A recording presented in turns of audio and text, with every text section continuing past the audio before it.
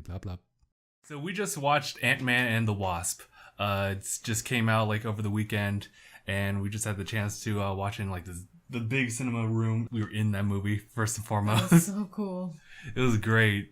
But what do you guys think about this movie? Have you guys seen the first one? I saw the first one. I had to watch it like 2 days ago. Oh, see, I didn't see the first one. Oh no, you're not really missing out on much, I would say. Okay, it didn't feel like I was, You even though really weren't. Now we carry on over here, and this is actually taking place exactly after Civil War, where Scott's on house arrest because of the fact that the Accords was signed, which in Civil War was pretty much heroes don't get to act on their own. They have to get the permission of, I guess, the government. The government. To act. And They have to get their hero's license. Essentially, yeah. Mm-hmm. And obviously Scott like broke that, and as a result, he's been on house arrest for what, 2 years? Yep. 2 years have passed. Playing drums. Oh man. And that's where we are at. So that was pretty much as far as like the first movie, just like catching up to the second. And but yeah, what you guys think about this particular movie? I had fun with it. Yeah, it was good. I'm not the biggest fan of Marvel movies. Like, the more I watch, the more I realize that Marvel movies are not for me, just because I feel like Is there just too much? It's predictable, in my opinion. Like, I don't like that the hero wins because the heroes win. yeah, it just gets old for me. That's just my opinion. Like, they're good movies on their own, but this whole like chain of Marvel movies, you start to know what to expect. You know the pattern? Yeah, the pattern, and even the writing and the humor style is starting to the same. Yeah. I see what you mean. But Ant-Man, I think it was a little different as far as like I actually laughed. It wasn't just, oh, I'm chuckling, everyone else in the theater is chuckling. Like, I genuinely laughed. So I don't know. I think it's me being petty, but I enjoyed Ant-Man just because of the subtle differences from the rest of the Marvel movies. But I haven't even seen all of them, so I can't even be like a judge on that. I see what you mean. Mm-hmm. Well, I like Ant-Man for the comedy that just comes with being Ant-Man. Yeah, right. Like, first movie, he talks to Falcon, he's like, I'm Ant-Man. And Falcon's like, you're Ant-Man. And your ability is to shrink. But the way that they... Cool. Especially how they incorporate in this movie, the whole bits of like what they decide to shrink and what they choose to enlarge is very creative. Yeah. Even like first movie like tested the waters with that, and I thought that was really cool. Like we had Thomas the Tank Engine get enlarged. Oh man. And the whole like shrink fight between him and Yellow Jacket Dude, and how that it was like in the middle of like his kid's room. And so they were just playing around this train track, and you just see all the comedy ensue. Like once you like go from macro, zoom out and see exactly how small scale everything is. It's like a big epic fight on a train and whatnot. Yellow Jacket gets punched onto the tracks. Here comes Thomas the Tank Engine barreling towards him, and it's just this big cinematic scene. And then it zooms out as it's about him. And you just see the tank. It's like, yeah. That's funny. And like the little box of cars and the Hot Wheels. Yep.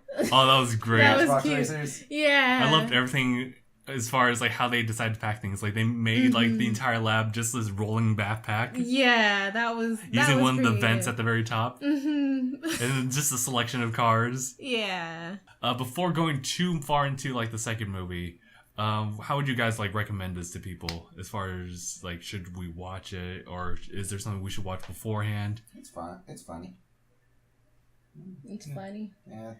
Even though you don't have to watch the first one, because they really like do a good job catching up with you. Yeah. The biggest thing that they take out from the first movie is just the whole subatomic theory or phenomenon that goes on. They go quantum, stop a bad guy, and then come back out because it's like, oh no, once you go quantum, you don't come back. Noir's been gone for 30 years. Yeah, and that big gold monologue that Hank had with Hope at the very beginning as well, following after that, just theory as far as seeing the visuals and everything. that was pretty much your catch up of like, okay, this is what Scott did. The main drive for the main characters are to get the mother back because they believe that since Scott was able to do it, why not? What was her name? Margaret Thatcher. I don't remember. Yeah, the mom. But I recommend this movie for sure. Even not without watching the first one. Maybe you want to watch Avengers. Like, I don't know. Like Infinity War. Yeah. Well, yeah. I mean, Infinity War. Yeah, because it gives context to the end of the movie. And then Civil War gives context as to why he's on house arrest. Yeah. So maybe those two. Right. But it feels like you don't need to have context to actually. The only one that you really need to see is Infinity War. That way you get like, wait, what happened? Well, like even then, it's what happened is pretty straightforward. Like to someone who's not seen like what happened to cause the ending, it is what it is. Context or no context. Well, but it leaves like a big gap because they don't say like what happened to them or why it happened. They literally just got dusted. Well, they're gone. Well, they might they're gonna have to in the next movie. So it's like they can easily just see Ant-Man. So even if you don't even know, if you watch like later on, like in the new Avengers movie, then you'll kind of have a better idea because Avengers will pretty much pick up from where the previous one came off of, and they'll try to do the same thing as how Ant-Man 2 followed up with Ant-Man 1. So I can see what you mean by that. Yeah, that was cool. It's the like enlarged big ass Hello Pez. Kitty Pez, yeah. That was cool. Just the creativity with like those fighting choreography. Yeah. There wasn't too much of it, which was actually okay for me because I think one of the cool parts was when he was on the dock trying to get an ant and the seagulls kept eating them. Oh yeah, I remember that. Murderers. Literally like 4 of them went through it. And he lost his 5th one. Oh my gosh. What'd you Antonio Banderas. Antonio! Oh my god. What'd you guys think of Scott's suit that continues to bug out on him? Why was that happening? They definitely put a handicap on him. It's a prototype. It was, by example, a prototype. Okay. He was trying to rework the system to enable different things. And so he's still working on it. So there's still a lot of bugs in the system. It wasn't meant to be worn. Or used. Yeah. As we saw like in the little school scene where he like shrunk like half size to a 2-year-old trying his best. That looked so weird. Like he looked smaller than an actual person just because of how like lean he is. His proportions. Yeah. So I'm like, what? They fell for that? What? We're hall pass. I'd be just like. The guy didn't care. It's like, hey.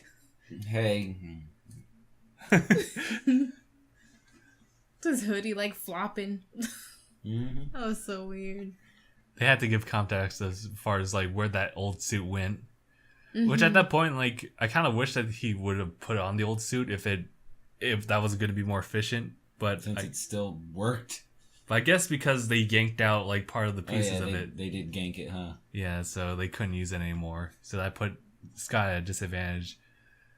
That did suck. But at least... Bullshit on that guy throwing knives at Wasp. Oh yeah, I was just like... He threw 3 knives in quick succession this far from her. They're also in slow motion too. So how's he able to just like... What seemed to be pulling out one knife to chuck it, and then you would expect him to pull other knives... But it felt like he was like, yeah, like he's an actual ninja.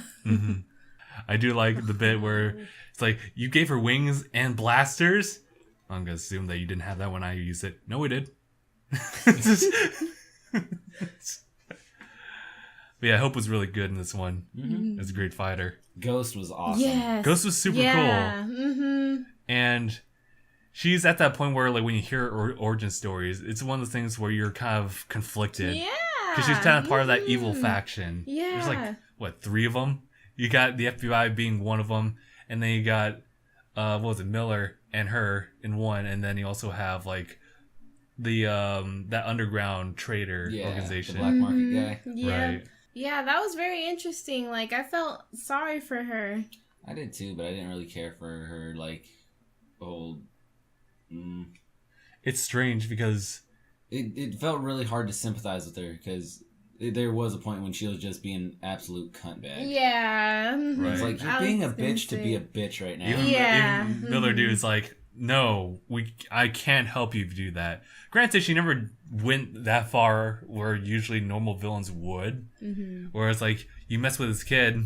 Yeah, but she's, like, wholly willing to kill to save her own skin. And yeah. Makes it hard to make her redeemable at that point. It is. She didn't end up being a bad guy. Right. Because all of the issue was that she was always in pain, like, in that form. As cool as it was. Mm-hmm. And the fact that she's able to manifest herself, like, physically once she, like, focuses in on some kind of object. So it seems to be a case, especially near the end of the movie, that just kind of entails that she doesn't have control still. Like, she'll still, like, phase out. Yeah. Because they're still collecting all that quantum energy. I think I stopped feeling sorry for her when, like towards the end, when she's just at the point where it's like, everyone get out of my way. I don't care if you're a loved one. I will kick you the heck out of the way. Mm-hmm. Throw you. Yeah, I'm sick and tired of this bullshit being in pain. She straight up threw that building into a crowd and grew it. Yeah, that was really dangerous. It is really hard. But I hope that she kind of comes back either in like a new Ant-Man movie or like Avengers. Yeah. So at least save Scott, because right now Scott's in a very bad situation. 30 years of bullshit is where he is. I'm surprised that like Hank's wife is okay. Like, well, before the whole like Avengers 4 plot. She comes back. She has... Yeah, I heard or overheard you saying like, where did she get cloth to make her poncho? Mm-hmm. And where'd you get that fancy old stick? So see, I can accept that stick due to there being like crystallized structure within that quantum realm. Sure. But where did she get cloth? Good question. From the quantum fabric shop. We got a sale on. Congratulations. Quantum sale. She went tribal. Mm-hmm. She created a society based all around herself. And she was the leader. It reminds me of the Halo 5 Guardians trailer. The fucking red herring? I think so. It was a shot of like Chief in the desert. Yeah. But you don't know if it's Chief until like the big old dude comes in like, and then like blows off his poncho. And you just see like, boy, you're wearing an entire suit. That was such a red herring trailer to where it's like, oh, that looks so cool. Literally nothing like that ever happens. As far as just the overall movie, it was great. I liked it as like as a sequel. It can even stand alone by itself too. Yeah. And I think there was a lot of new information at the beginning to where it's like, oh man, I need to know what's happening. It's a lot of, it could be shoehorned in with exposition. Yeah, it's very interesting to me like how much stuff can happen in this movie while other stuff is happening. Mm-hmm. Like literally this and Black Panther could be happening at the same time. Okay, one thing I wanted to bring up. I told Miranda this on our way to the car. Okay. Why were they so calm at the end of the movie? Oh, yeah. Right. Oh. Infinity War is like a 2, maybe 3 day long event. And it's global news that Tony Stark is missing. Mm-hmm. Yes, that happened in New York and they're in like the San Francisco Bay Area and whatnot. But Vision and the Scarlet Witch, they were in like Dublin, Ireland or some shit. And they got the news, oh shit, Tony is missing. Mm-hmm. How did they not have that information? Especially for Scott, considering he knows these people. That's a good question. Well, I can only assume that because of the house arrest and everything, he lost his connection to everyone there. He didn't lose connection to his TV. True enough. Maybe because it's... And not only that, he's already been out of house arrest for a while. They had time to go create a movie date. He had time to go visit his daughter and have fun with her. Then he had time to, rebuild a small quantum tunnel. I can only assume that it's because Hank doesn't give a shit about Tony. Like, he hates the Starks. I was going to say, what are they going to do? Go look for him? Well, no, but at the same time, that's still a big thing. Whether you like true. the guy or not, he is the world defender, and he went missing trying to defend the world. But is he What? the Avengers acknowledge him as the number one, like, defender of the world, or is he just a hero? Everyone knows him as, like, the guy. Anytime shit went down, Tony saved everything. I know that they... Cap is cool and all, but Yeah. Tony saves the world every Cap is time. going on. Yeah, He like, stopped the nuke. does He Captain stopped- America feel that? Like, oh, yes, Iron Man, okay. Yes, you are the defender. Yes. I would assume he'd be like, look, I have my own way of saving He the did. planet. In Infinity War, he said, "World's greatest hero just went missing, and you're still gonna try and arrest me?" That is tough because Scott, like... Yeah, because Tony stopped the nuke from destroying New York. He stopped Ultron from destroying everything. Granted, he created Ultron, but still. And now... And now that. And he's, like, probably the most, like... He's probably the most, like, under publicity, too, because of the fact that, like... Yeah, he's the most publicly known defender. The fact that, like, he revealed himself first. Mm-hmm. I mean, he wasn't the first Avenger, quote-unquote, but he was the one who stood out the most. Yeah. How's there not some sense of panic and Urgency? urgency? I don't know. Like I was saying, like, I don't care for Russia, but if I were to see on the news, Russia got nuked into the Stone Age, I'd be worried. I don't know, because also the fact that what they're doing is totally irrelevant to, like, what's happening in Avengers. Mm-hmm. Like, they're collecting quantum energy for Ghost Kid. That's all that's happening for them. Mm-hmm. And then the whole thing happens. And as Avengers 4 happened, that happened at the end of that.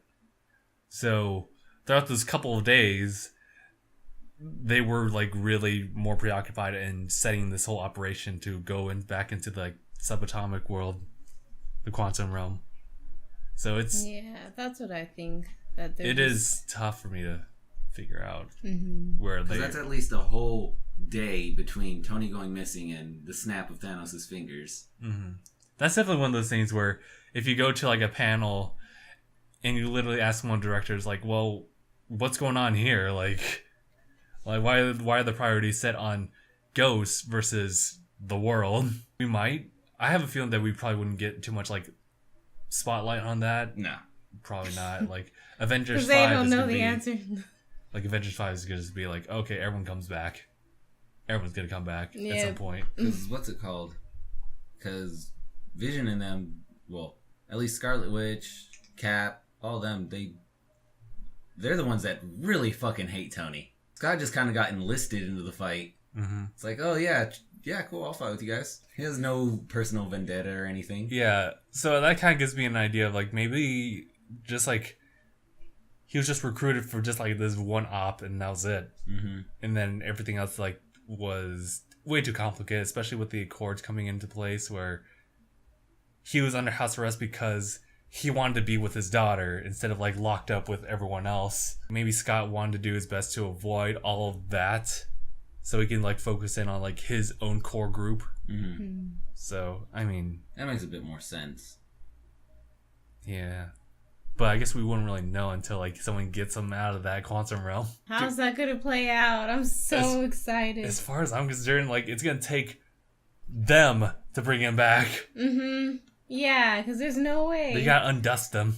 Yeah. I was saying, like, unless Bill didn't get dusted and he, like, helps that out, he's there. There's no one else that knows how to use that technology. Yeah, is that pretty much everything? It's kind of, now that we're looking at, like, the ending of, like, the movie, it just feels, we're kind of confused.